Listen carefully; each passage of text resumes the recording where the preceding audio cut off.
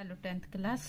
MP board द्वारा जो practice question paper जारी किए जा रहे हैं बच्चों की प्री बोर्ड की तैयारी के लिए, उसी में मैं आपको आज सेट बी का सॉल्यूशन कवर करवा रही हूँ।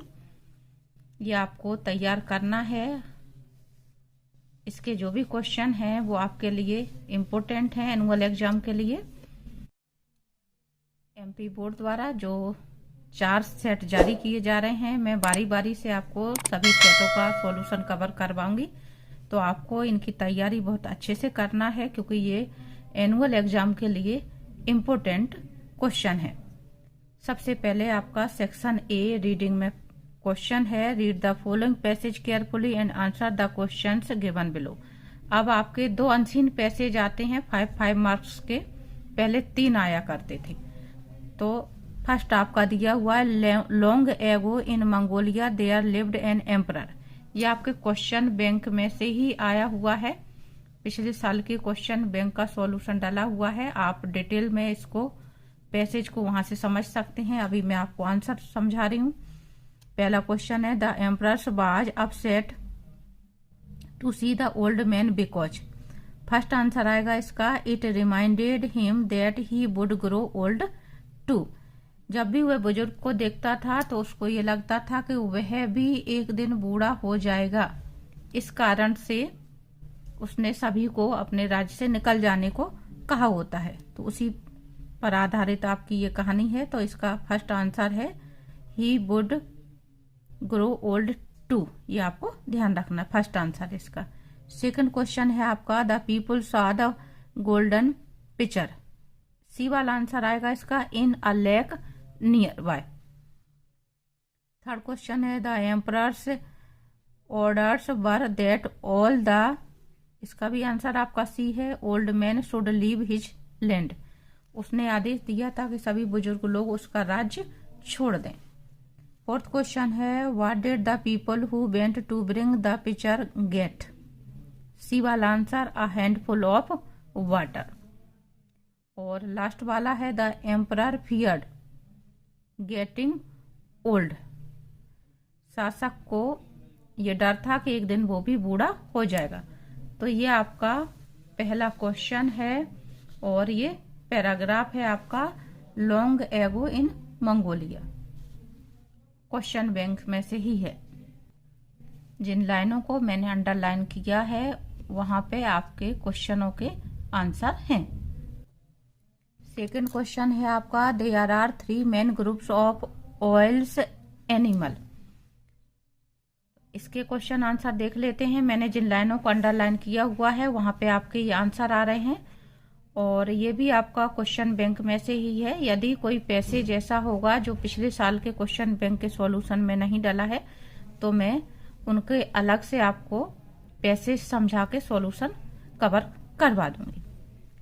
अभी देखते हैं। फर्स्ट क्वेश्चन है, the main source of animal oil is. आएगा आंसर आपका पहला, व्हेल, क्योंकि यहाँ पे दिया हुआ है। यहाँ से आंसर आ रहा है आपका, great quantities of animals oil comes from whales. तो ये फर्स्ट आंसर आपका व्हेल्स है। सेकंड क्वेश्चन है, vegetable oil is mainly used for. Vegetable oil का खास करके उपयोग कहाँ होता है? ये आपका आंसर यहाँ से आएगा, into food for human consumption. सीधा आंसर नहीं दिया है, यहाँ पे दिया है ऑप्शन में आपका कुकिंग। तो हमारा आंसर इसका होगा कुकिंग। नेक्स्ट क्वेश्चन है आपका third, the office yield nursing oil. आपका ये दिया हुआ है, livers of the cod and halibut 2 kinds of fish yielding nourishing oils. तो यहाँ पे आपका लीवर आएगा आंसर इसका, क्योंकि इसमें जिक्र आ रहा है लीवर का। फोर्थ क्वेश्चन है, the thick protective covering of fat on a whale is called ah. इसका भी आंसर आपका सीधा सीधा दिया हुआ है, a thick covering of fat called blubber. तो हमारे ऑप्शन में दिया हुआ है ब्लबर, यही आंसर होगा। और फिफ्थ है आपका, right the noun form of the word protect. Protect का नाउन फॉर्म हो जाएगा प्रोटेक्शन, यानी हमें ION पीछे इस शब्द में लगा देना है, तो प्रोटेक्शन नाउन फॉर्म है। थर्ड है आपका question, read the following passage carefully and make notes and supply a suitable title. आपको ये जो पैसेज दिया है इसकी नोट्स मेकिंग बनानी है और सूटेबल टाइटल देना है। अब समरी नहीं आती है, ये खास बात आपको ध्यान रखनी। इसमें इन्होंने मार्किंग भी कम कर दी है, पहले 3 नंबर की समरी आती थी और 4 नंबर के आपके नोट्स आते थे। तो अब आपके सिर्फ नोट्स मेकिंग करनी है आपको और सूटेबल टाइटल देना है। तो इसका आंसर बता रही हूं मैं। टाइटल आपका होगा ह्यूमन हार्ट, और इस तरह से आपको पॉइंट बनाने हैं नोट्स मेकिंग के, और इस तरह से आपको टोटल 3 पॉइंट दे सकते हैं, 3 हेडिंग हो जाएंगी और इस तरह से आपको नीचे पॉइंट देना है। सेक्शन बी राइटिंग में आपका पहला क्वेश्चन है, you are Rachit Saxena studying in government higher secondary school Bhind, write an application to your principal for subject change. ये पिछले साल भी पूछा जा चुका है pre board model question paper में। तो यदि आपने पहले से आंसर याद किया है, आपने एप्लीकेशन याद की है, तो उसी को आप दोबारा से रिवाइज कर लें, और यदि आपने याद नहीं की है तो मैं इसका आंसर बता रही हूँ, आप उसको याद कर सकते। आप अपनी एप्लीकेशन इस तरीके से लिख सकते हैं।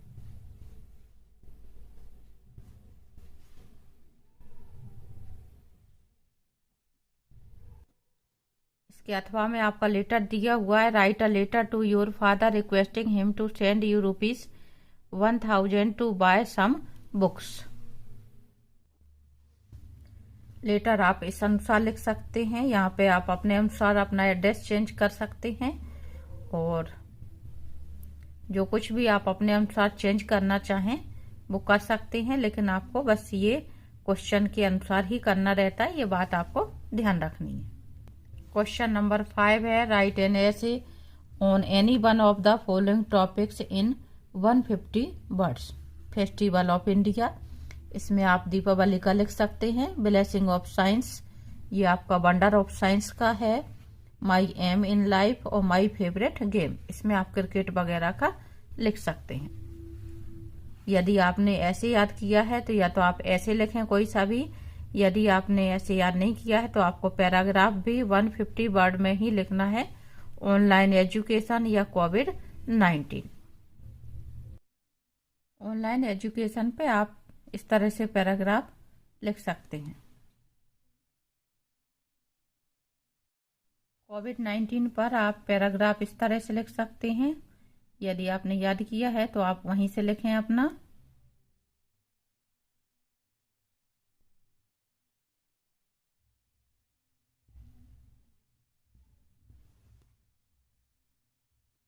क्वेश्चन नंबर 6 है आपका पिक्चर डिस्क्रिप्शन के लिए, the importance of trees.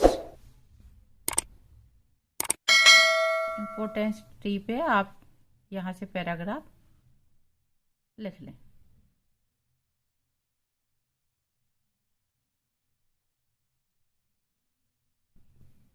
Next question है आपका, fill in the blanks any 5। Section C grammar में खालिस्तान भरने के लिए आपको कोई 5 करने होते हैं, ये खास बात आपको ध्यान रखनी है। और आपके ऑप्शन दिए हुए हैं, there is not water in the pull.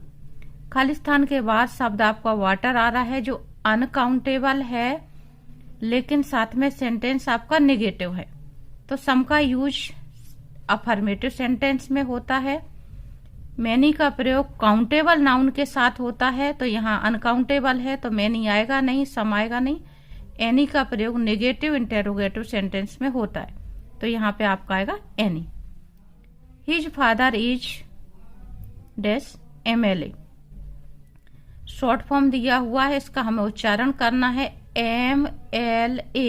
M आपका स्वर से उच्चारण हो रहा है, इसलिए यहाँ पे आएगा N। भोपाल इज लार्जर, यहाँ पे कंपैरेटिव डिग्री दी हुई है लार्जर। कंपैरेटिव डिग्री के तुरंत बाद शब्द आता है देन, तो यहाँ पे आएगा then. Bhopal is larger than Gwalior. The report was dash last week, right, wrote और रिटर्न। ये पैसिव वॉइस सेंटेंस है, इसलिए इसमें आएगा रिटर्न। बाज के साथ में या तो आईएनजी फॉर्म आता है या थर्ड फॉर्म आती है, तो यहाँ आईएनजी फॉर्म आपको दिया नहीं है, तो आपको थर्ड फॉर्म बननी है। तो ये सेंटेंस पैसिव वॉइस में है। I have been here dash Monday. समय के लिए सिंस का प्रयोग होता है। निश्चित समय, जब नाम दिया होता है दिन का, महीने का, साल का, तो हम सिंस का प्रयोग करते हैं। और जब बीती हुई अवधि दी होती है तो हम फॉर का प्रयोग करते हैं, यहाँ टू आएगा नहीं। लुक यू लिव, ये कहावत है, यहाँ पे बिफोर आएगा। लुक बिफोर यू लिव, ये पहले भी सेंटेंस आ चुका है। नेक्स्ट है आपका do as directed. If she does not come on time she will miss the train. Rewrite the sentence using unless. आपको अनलेस का यूज करना है इन प्लेस ऑफ इफ के स्थान पर। पहले मैं इन सभी के आपको आंसर समझा देती हूँ, उसके बाद मैं आपको लिखे हुए आंसर बता दूंगी। इफ को हटा के हमें अनलेस लगाना है, तो अनलेस अपने आप में नेगेटिव शब्द है, इसलिए उस सेंटेंस में से हमको डज नॉट हटाना पड़ेगा। जब हम इफ के स्थान पे अनलेस का यूज करते हैं तो हमें यह ध्यान रखना है कि अनलेस अपने आप में नेगेटिव वर्ड है, इसलिए उस सेंटेंस को अफर्मेटिव बना दिया जाता है। अभी आपका सेंटेंस नेगेटिव है, इसको हम अफर्मेटिव बनाएंगे, तो इफ को हटा के हम अनलेस लगा देंगे। यहाँ पे डज नॉट को हटा के हम कम में एस लगा देंगे, तो आंसर हो जाएगा आपका unless she comes on time she will miss the train. हमें दूसरे सेंटेंस में कोई चेंज करने की जरूरत नहीं है। नेक्स्ट है आपका he has taken T make interrogative. प्रश्नवाचक बनाना है। हैज हेल्पिंग वर्ब दी हुई है, उसको हम शुरू में रख देंगे, तो आपका आंसर हो जाएगा हैज ही टेकन टी और पीछे question mark. Ishaan agreed to dance with us, इसको आपको नेगेटिव बनाना है। यहाँ पे ये सेकंड फॉर्म में दिया हुआ है ईशान एग्रीड, तो इसमें डिड नॉट आएगा। Ishan did not agree to dance with us. और combine the sentence using yet, अगला सेंटेंस है आपका, तो he is rich yet he is not happy. दोनों सेंटेंस के बीच में हमें सिर्फ यट लगाना है, कोई भी चेंज नहीं होगा। नेक्स्ट है the garden has lovely flowers, the garden is in front of my house. Combine using relative clause. Relative clause से सेंटेंस को जोड़ना है, तो ऐसे सेंटेंस में जो कंजक्शन का काम करते हैं, यदि कोई जीवित प्राणी की बात होती है तो हम हु, हुम, हुस का प्रयोग करते हैं, और जब कोई निर्जीव चीज आती है तो हम विच या दैट का प्रयोग करते हैं। तो आपका ये सेंटेंस हो जाएगा। तो इसका जो आंसर होगा द गार्डन, दैट या विच, इसको हटाएंगे हम दूसरे सेंटेंस में से सब्जेक्ट को। Is in front of my house has lovely flowers. Relative clause में जिस नाउन की बात हो रही है उसी के तुरंत बाद हमें कंजक्शन रखना रहता है, और यदि यहाँ पे नाउन शुरुआत में ही है तो सेंटेंस हमेशा दूसरा वाला बीच में ही जाता है। अगला है आपका I haven't seen Mohan since 6 years। Correct the sentence, आपको सेंटेंस करेक्ट करना है, तो यहाँ पे आपका सिंस नहीं आएगा, उसकी जगह पे हम करेंगे 4, क्योंकि 6 साल की बात हो रही है, बीती हुई अवधि है, निश्चित समय नहीं है।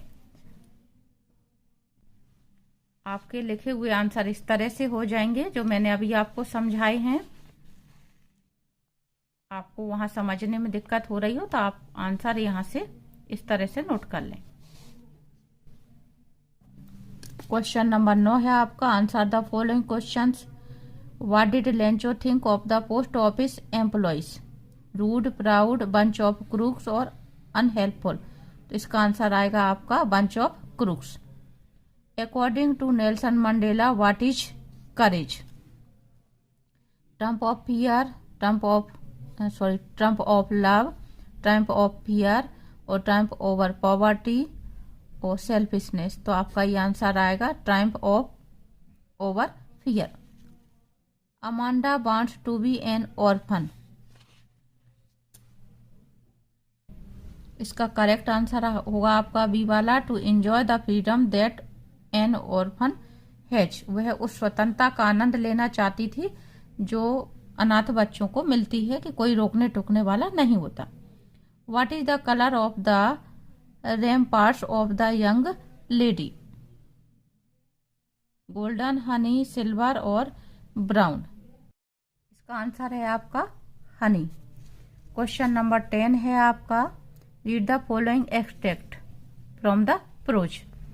तो ये आपके पाठों में से ही लिया जाता है और ये आपके लेसन नंबर 10 का है, गौतम बुद्ध के ऊपर। तो फर्स्ट क्वेश्चन है आपका, which of the following has similar meaning of the word Buddha? The enlightened one answer आएगा इसका।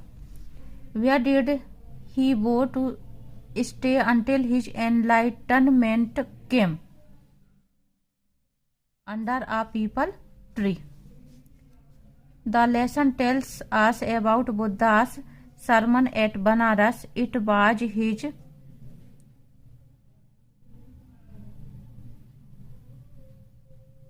यह आएगा आपका नॉट मेंशन्ड, ए सी और डी, बी नहीं है इसमें आपका ऑप्शन। फर्स्ट सरमन होता है, यहाँ पे आपका एक ऑप्शन छूटा हुआ है, ए सी और डी डला हुआ है, बी ऑप्शन होगा, इसमें आपका फर्स्ट आएगा। It was his first Sarman.